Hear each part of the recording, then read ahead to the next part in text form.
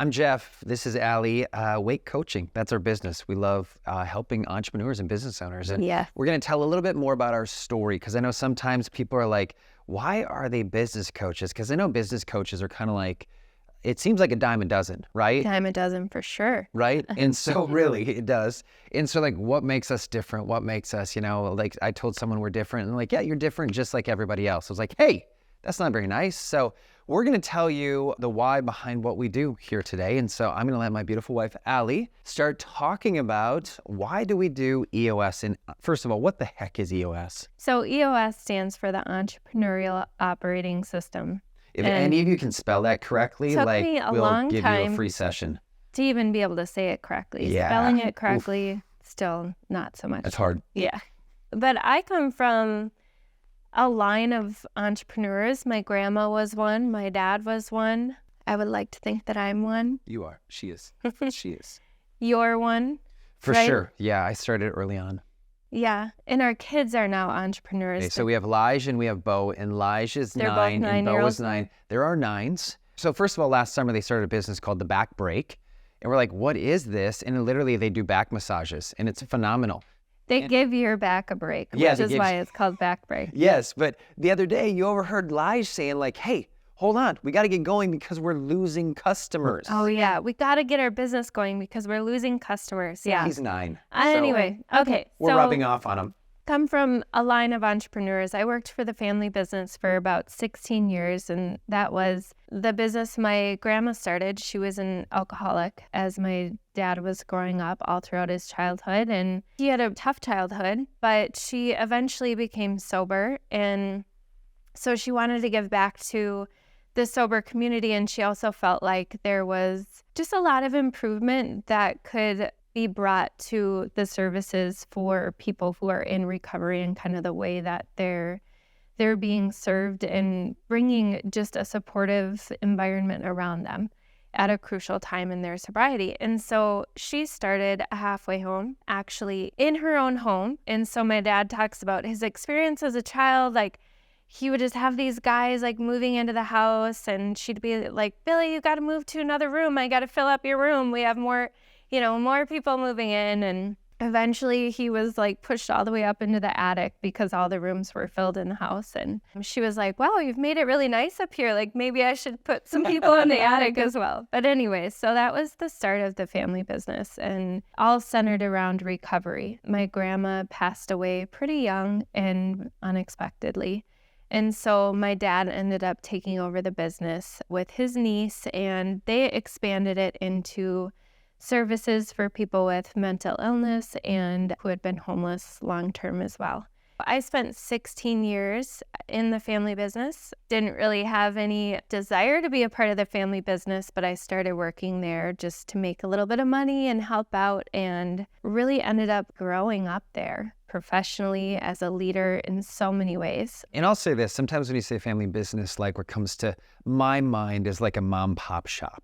Right? Like your mom and dad are kind of running the show and it's like, hey, it's really all they can. It was that for a while. It was, right? But Yeah. kind of all they can wrap their arms around, or they have to be in every decision, touching everything. And so that's can be a mom pop shop, but this was actually like a family business. When I first started working there was maybe 50 employees. I believe at the time we were about $6 million in revenue. My dad had turned the company around from basically almost going bankrupt to growing it to that. At the same time, he and my mom had actually started a church as well. And so that's where, like, I think as a child, I just was trained to be an entrepreneur in ways. Being a part of starting the church, I was young. I actually thought I was one of the pastors at the church because I was so involved. I would help with the kids. I would lead the cafe, all the things. And so he was doing that and leading the business. And like I said, when I started there, it was about 50 employees. And part of my dad leading the business was him really like thinking ahead, and he knew that he wanted to pass it off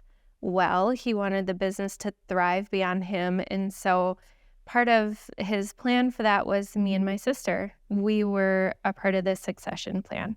But his how to get us all there and prepare us really for that handoff, which he was planning 10 years in advance for this big handoff, he brought in an EOS implementer. And so there's actually professional implementers that will come in and help you implement this operating system into your business. And so we did that. This was about a 2-year time frame that it took for us to fully implement EOS into our business. And we really were a little bit more mom and pop before that happened. We were still a pretty sizable small business, but there was just a lot of like tribal knowledge, like things that were just in people's heads, not really documented, not really knowing how to like transfer all the knowledge to everybody else, really training people up and empowering them. There was a lot of just like office politics that was kind of clouding things up and making it hard for us to grow and move forward. And so that was really the impact that implementing EOS had on our organization, was just we communicated so much more effectively. We finally understood how to build a really healthy culture, especially when you're looking at having multiple locations all around the Twin Cities.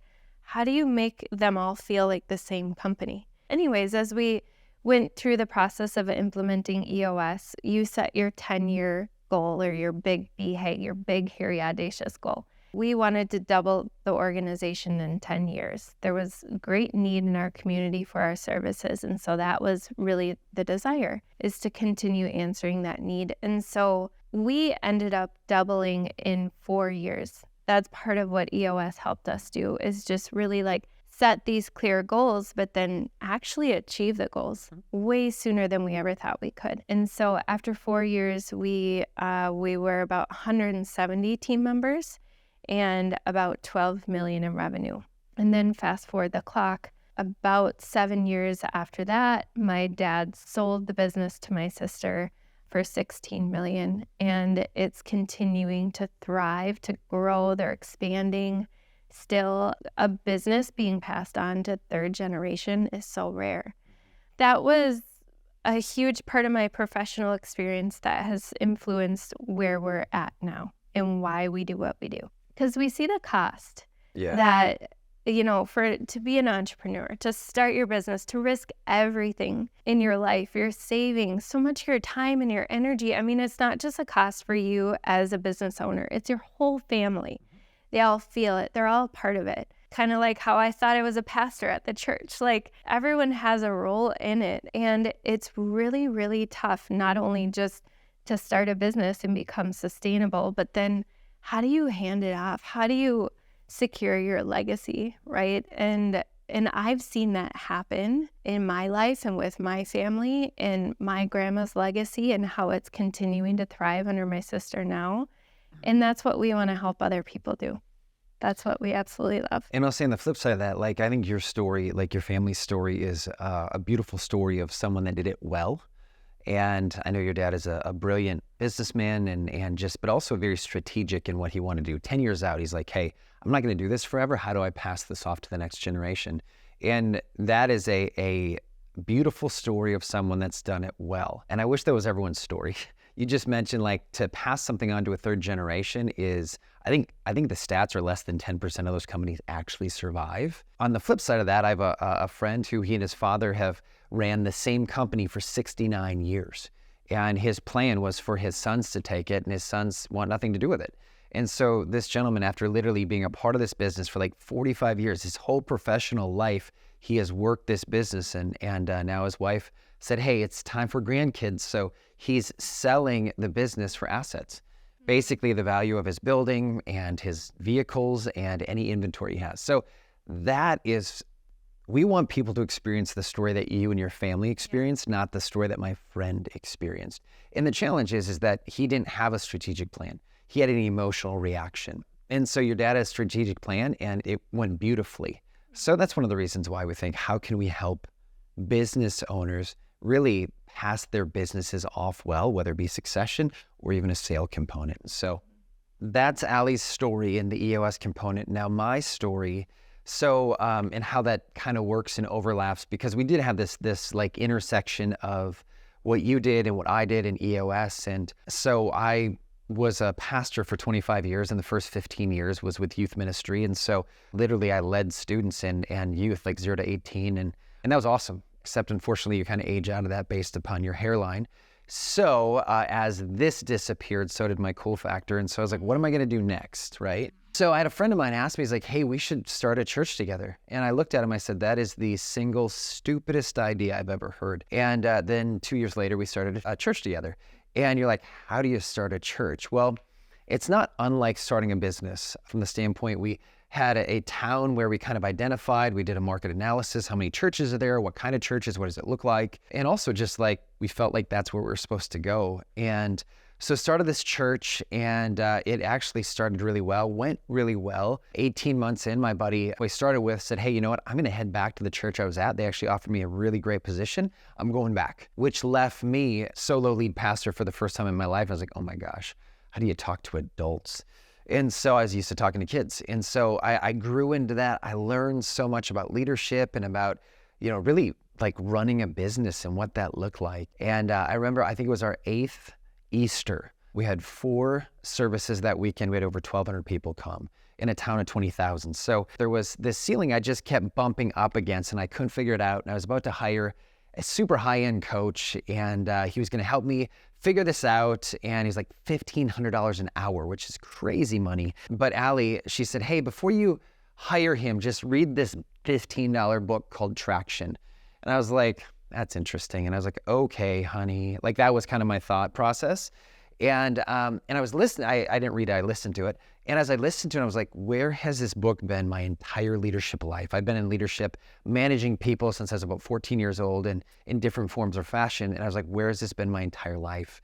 And so I asked Allie, I was like, how do we implement EOS at the church I was leading? And so I ended up stealing her away from her family business. And so she came and implemented for us. And I remember one of the comments that one of my staff members, he'd been with me for 8 years, like 8 of the 10 years we'd been there. He said, we've done a lot of great things in 9 years, but what we've done the past 6 months running on EOS feels like we've done exponentially more, because it just helps you understand like processes and putting processes in place and measuring your progress. And so for me, I became a huge believer of EOS and what it does. And so often when you're in leadership, things can feel very personal with team members or with customers or whatnot. And I always say where there's a lack of process, things feel personal. And so what EOS did for us at the church, I assume what it did for the business as well, is it can, to a degree, take the personal piece out of it and like, hey, what is the process? And really help things run on a process. And so that's one of the major reasons why I love EOS, because there is that process in place. And so that's our story. That's a little bit of the why behind what we do in weight coaching.